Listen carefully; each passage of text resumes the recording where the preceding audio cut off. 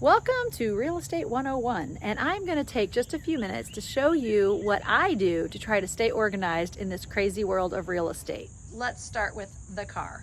So I've got a nice big SUV, and if you look in the back, it's got room for my signs. I always have an open house sign with me. I've always got these under contracts, coming soon, and sold. The sold sign is great because that way if you're doing a final walkthrough or something, you can always snap a quick picture of your clients for your social media. I usually would have a for sale sign back here too, but yeah, they're all out, which is great because that means I got listings. I always have a rain hat. The rain hat is your greatest friend because you don't have enough hands to carry an umbrella and all your crap. A few other things that I always like to keep, I've got some balloons for open houses. I've got some stinky, spray to keep stink away, extra business cards. I've got a stapler. I've got toilet paper because you never know when you're gonna be at a place and there's no toilet paper. Trust me, yeah, learn the hard way on that one.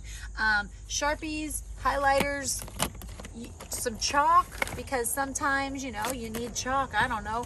I've got some extra key rings and some lock boxes and booties. Don't forget the booties.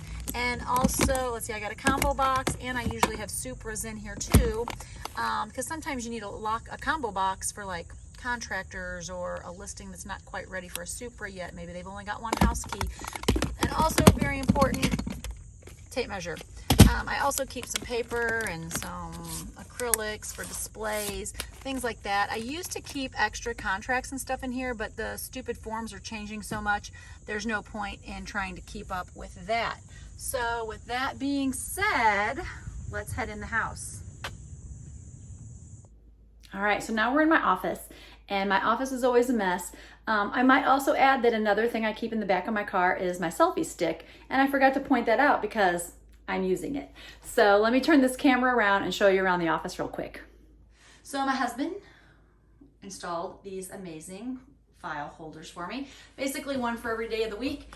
And you can kind of see that I've got follow-up or appointment. So I know just at a glance what I've got for the week. I'm getting ready to leave on vacation. That's why it's empty. Yay me. But you can see when I get back, I got all kinds of things to follow up with and all the folders and blah, blah, blah. My husband's workspace. Oh yeah, yoga ball in case I get excited and decide to work out while I work.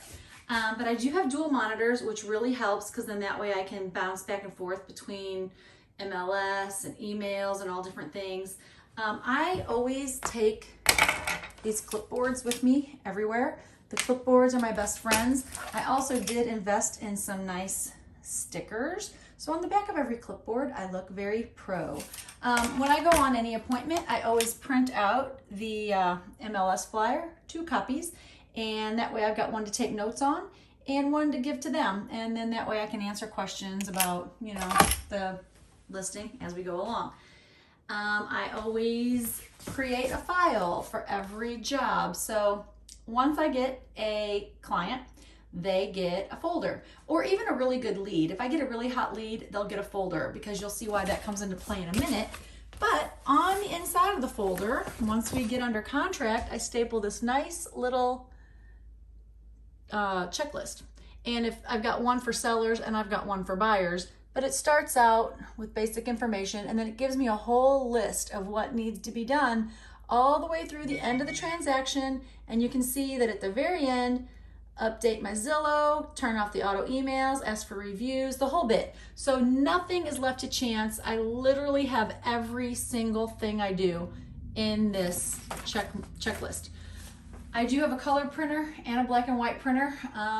Don't use the color one all too much. But with the, so in these, these are my ones that are getting ready to close. So I just kind of throw them in here. So that way I make sure that the money goes in my bank account. And once I email them and ask them for a Zillow review, it gets thrown in my filing cabinet. So this is the filing cabinet I use the most. And you can see these are all my active transactions. So everybody gets a folder. And I usually put their last name and the address because some clients I can never remember their names. Other clients I can never remember their addresses. Nothing is alphabetized because it's too complicated. So I just throw it in here, and usually they wind up filed in order of importance or hotness. So you can see that everybody's got a folder. The nice thing about having these folders is I go through every Monday and I pull all these out, stick them on the desk, and they remain in a giant pile until I have called, texted, or preferably emailed them about anything that is pressing. So every Monday, I try to give every single client an update email. I don't know that I'm going to be able to really show you that very well on my phone here, but let me just see really quick if I go to my emails. So you can kind of see that everybody also has an email folder. And again, I save them by last name first because not everybody has a house. You know, sometimes they're just a buyer and we are looking for houses. But once we go under contract, then I add the street name on. That way I can at a quick glance know who's under contract, who has houses, who are just leads that need attention. It's just a nice, easy way for me to look in a glance and see what's what.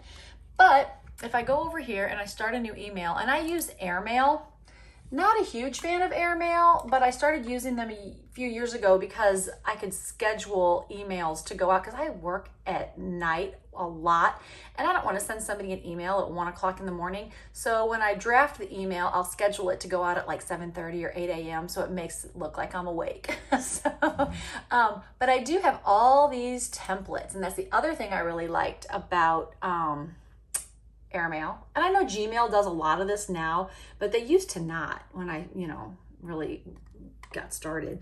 But you can see that I've got all these next steps and I use these a lot. So next steps for listings that are sold, and I've got them kind of in order: 1, 2 weeks, just got sold.